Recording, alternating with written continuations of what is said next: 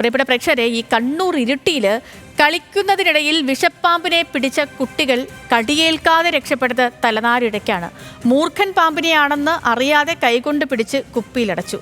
കുട്ടികളിൽ ഒരാൾ അമ്മയ്ക്ക് ചിത്രം അയച്ചു കൊടുത്തതാണ് രക്ഷയായത്. നിഖിലാണ് വിവരങ്ങളുമായി ചേർന്നത്.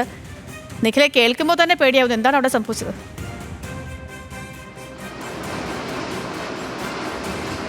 സേതുലക്ഷ്മി, ഇന്നലെ ആണ് ഈ സംഭവം നടക്കുന്നത്. ഇരിട്ടി കുന്നോത്ത് എന്ന് പറയുന്ന സ്ഥലത്താണ്. ഇന്നലെ അവധിയായിരുന്നു, കുട്ടികൾ വീട്ടിലുണ്ടായിരുന്നു. പക്ഷേ അവധി പ്രഖ്യാപിച്ചെങ്കിലും മഴ പെയ്തില്ല. ഇതോടുകൂടി കുട്ടികളെല്ലാം കൂട്ടത്തോടെ പുറത്തിറങ്ങി കളിക്കുകയായിരുന്നു. ഈ സമയത്താണ് ഒരു പാമ്പിൻ്റെ കുട്ടി ഇവർക്ക് മുന്നിലൂടെ കടന്നു പോകുന്നത്. ഈ പാമ്പിനെ കണ്ടതോടുകൂടി ഈ യൂട്യൂബിലും ഒപ്പം തന്നെ ഈ വാർത്തകളിലുമൊക്കെ ഈ പാമ്പിനെ പിടിക്കുന്ന നിരവധി വാർത്തകൾ വരുന്നുണ്ട്. ആ വാർത്തകളാണ് കുട്ടികളുടെ ശ്രദ്ധയിൽപ്പെട്ടതെന്നാണ് പറയുന്നത്.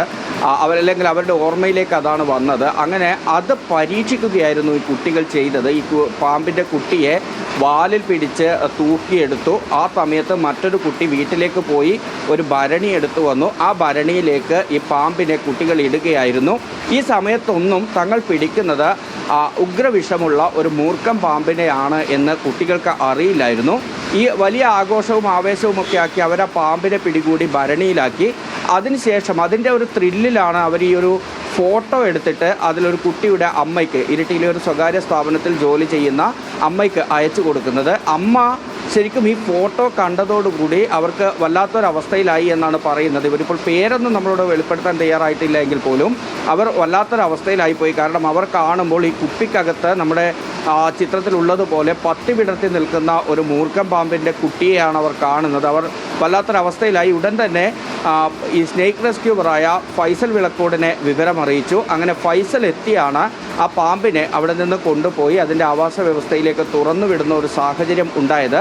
ഏതായാലും ഇത്തരം സംഭവങ്ങളിൽ വലിയ ജാഗ്രത പാലിക്കണമെന്ന് തന്നെയാണ് ഈ മേഖലയിലുള്ള ആളുകൾ പറയുന്നത്. കാരണം കുട്ടികളെ സംബന്ധിച്ചിടത്തോളം ഒരുപക്ഷെ അവർ നേരത്തെ ഈ യൂട്യൂബിലൊക്കെ അല്ലെങ്കിൽ മറ്റ് സമൂഹ മാധ്യമങ്ങളിലൊക്കെ വൈറലായിക്കൊണ്ടിരിക്കുന്ന ഈ പാമ്പ് പിടുത്ത വീഡിയോകളുമൊക്കെ കണ്ട് അതിൻ്റെ ഒരു ആവേശത്തിൽ അല്ലെങ്കിൽ അതൊന്ന് പരീക്ഷിച്ച് കളയാമെന്നൊരു മാനസികാവസ്ഥയിൽ ചെയ്തതായിരിക്കാം. അവർക്കൊരിക്കലും ഇത് മൂർഖൻ പാമ്പാണെന്നോ ആ പാമ്പ് കടിച്ചു കഴിഞ്ഞാൽ എന്താണ് സംഭവിക്കാൻ പോകുന്നതെന്നോ ഒന്നും കുട്ടികൾക്ക് അറിയണമെന്നില്ല.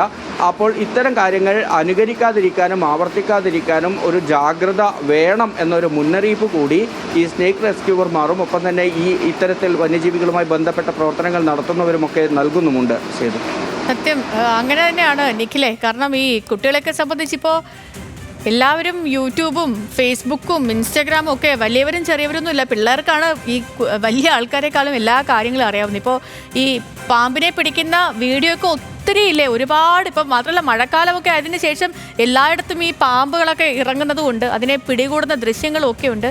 അപ്പോൾ അങ്ങനെ ഒരുപക്ഷെ ചെയ്തതാകും, അന്ന് പരീക്ഷിച്ചതാവും. പക്ഷേ ഈ വേറെ പ്രശ്നമൊന്നും ഇല്ലാതെ പിള്ളേരൊക്കെ സേഫായിട്ടിരിക്കുന്നു എന്ന് കേൾക്കുന്നത് തന്നെയാണ് വലിയൊരു ആശ്വാസം.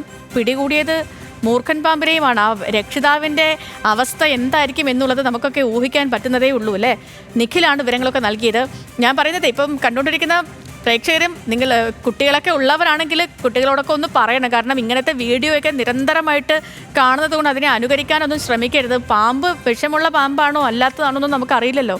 പിള്ളേരല്ലേ, വെറുതെ പോയി അപകടത്തിലൊന്നും പെടണ്ട. അപ്പോൾ ആ ഒരു കാര്യം കൂടി കുട്ടികൾക്കിടയിലേക്ക് രക്ഷിതാക്കൾ കൂടി എത്തിക്കണം എന്നുള്ളതാണ്.